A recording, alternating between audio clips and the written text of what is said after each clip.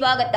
ರೇಣುಕಾಸ್ವಾಮಿ ಕೊಲೆ ಕೇಸ್ ಪ್ರಕರಣ ಕುರಿತು ನಟ ದರ್ಶನ್ ಹಾಗೂ ಗ್ಯಾಂಗ್ ಸದ್ಯ ಜೈಲುವಾಸ ಅನುಭವಿಸುತ್ತಿದ್ದಾರೆ. ಜಾಮೀನು ರದ್ದಾದ ಬಳಿಕ ಅವರನ್ನ ಬಂಧಿಸಿ ಪರಪ್ಪನ ಅಗ್ರಹಾರ ಜೈಲಿನಲ್ಲಿ ಇಡಲಾಗಿದೆ. ಬಂಧನ ಆದ ಒಂದು ದಿನದ ಒಳಗೆ ಇವರಿಗೆ ವಿಚಾರಣಾಧೀನ ಕೈದಿ ಸಂಖ್ಯೆ ನೀಡಲಾಗಿದೆ. ಯಾರಿಗೆ ಯಾವ ಸಂಖ್ಯೆ ನೀಡಲಾಗಿದೆ, ಅವರ ದಿನಚರಿ ಹೇಗಿತ್ತು ಅನ್ನೋದರ ಕಂಪ್ಲೀಟ್ ಮಾಹಿತಿ ಇಲ್ಲಿದೆ. ದರ್ಶನ್ ಹಾಗೂ 7 ಆರೋಪಿಗಳ ಜಾಮೀನನ್ನ ಸುಪ್ರೀಂ ಕೋರ್ಟ್ ಆಗಸ್ಟ್ 14ರಂದು ಅಂದ್ರೆ ನಿನ್ನೆ ರದ್ದು ಮಾಡಿದೆ. ಈ ವೇಳೆ ದರ್ಶನ್ ಬೆಂಗಳೂರಿನಲ್ಲಿ ಇರಲಿಲ್ಲ. ಮಧ್ಯಾಹ್ನದ ಬಳಿಕ ಅವರು ಬೆಂಗಳೂರಿನ ಹೊಸಕೆರೆಹಳ್ಳಿಗೆ ಬರುತ್ತಿದ್ದಂತೆ ಪೊಲೀಸರು ಬಂಧಿಸಿ ಕೋರ್ಟ್ಗೆ ಹಾಜರುಪಡಿಸಿದರು. ನಂತರ ಪರಪ್ಪನ ಅಗ್ರಹಾರಕ್ಕೆ ಅವರನ್ನ ಕಳುಹಿಸಲಾಯಿತು.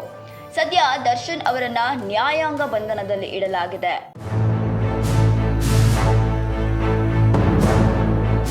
ಇನ್ನು ದರ್ಶನ್ ಸೇರಿ 5 ಆರೋಪಿಗಳಿಗೆ ವಿಚಾರಣಾಧೀನ ಕೈದಿ ನಂಬರ್ ನೀಡಲಾಗಿದೆ. ದರ್ಶನ್ ಕೈದಿ ಸಂಖ್ಯೆ 7314, ಪ್ರದೋಷ್ 7317, ನಾಗರಾಜ್ 7315, ಲಕ್ಷ್ಮಣ್ 7316, ಪವಿತ್ರ ಗೌಡ 7313 ನಂಬರನ್ನ ನೀಡಲಾಗಿದೆ.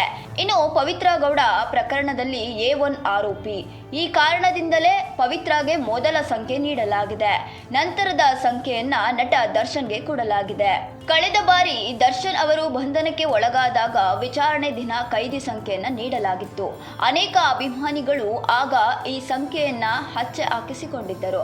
ಈಗ ದರ್ಶನ್ಗೆ ಬೇರೆ ಸಂಖ್ಯೆ ಸಿಕ್ಕಿದೆ. ಈ ಬಾರಿಯೂ ಫ್ಯಾನ್ಸ್ ಕೈದಿ ನಂಬರ್ ಅನ್ನ ಹಚ್ಚೆ ಹಾಕಿಸಿಕೊಳ್ತಾರಾ ಎನ್ನುವ ಕುತೂಹಲ ಮೂಡಿದೆ.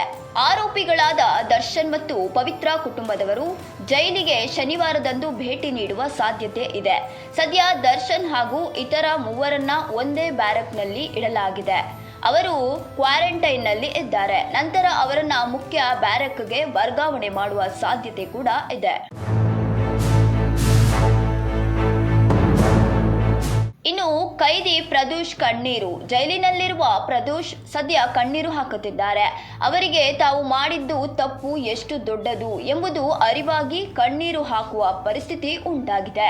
ಇನ್ನು ನಟ ದರ್ಶನ್ ರಾತ್ರಿ ಇಡೀ ನಿದ್ದೆ ಮಾಡಿಲ್ಲ ಎನ್ನಲಾಗ್ತಿದೆ. ಸಹ ಆರೋಪಿಗಳ ಜೊತೆ ಅವರು ಮಾತುಕತೆ ನಡೆಸಿದ್ದಾರೆ ಎಂದು ಹೇಳಲಾಗ್ತಿದೆ. ಈ ವಿಚಾರಕ್ಕೆ ಸಂಬಂಧಪಟ್ಟಂತೆ ನಿಮ್ಮ ಅನಿಸಿಕೆಗಳನ್ನ ಕಮೆಂಟ್ನಲ್ಲಿ ತಿಳಿಸಿ. ತಪ್ಪದೆ ನಮ್ಮ ಚಾನೆಲ್ ಅನ್ನ ಸಬ್ಸ್ಕ್ರೈಬ್ ಮಾಡಿ.